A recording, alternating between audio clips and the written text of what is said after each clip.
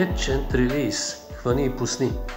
Това е условието, ако искате да хвърлите въдица във водоемите край радомирското село Долни Раковец. Младите мъже, почистили района край малките езера, образувани от местните минерални извори, са ги зарибили, направили са приятни кътове за отдих, както и плаващи къщички за водолюбивите птици. Идеята им е тук да идват за риболов най-вече семейства, които да се радват на красивата природа и на приятни преживявания.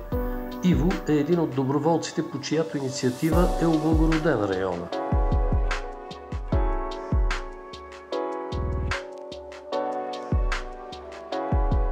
Условията са хвани пусни.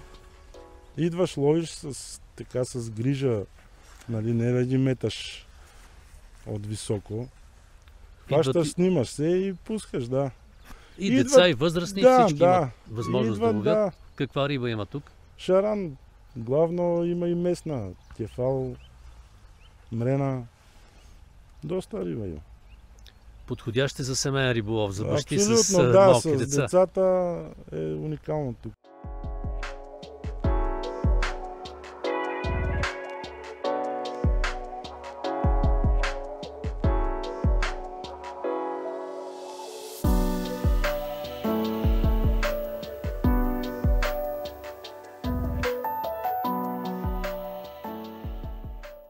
Ние приехме състезание, не знам дали риболовно състезание. Да.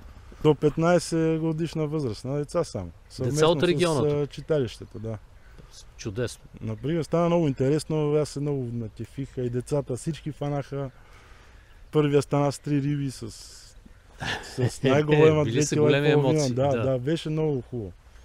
Бехме вземали грамоти, награди, купи, първо место, медали, подаръци, плувки, нали, свързани с риболов. Пролета живи и здрави пак ще ми направим.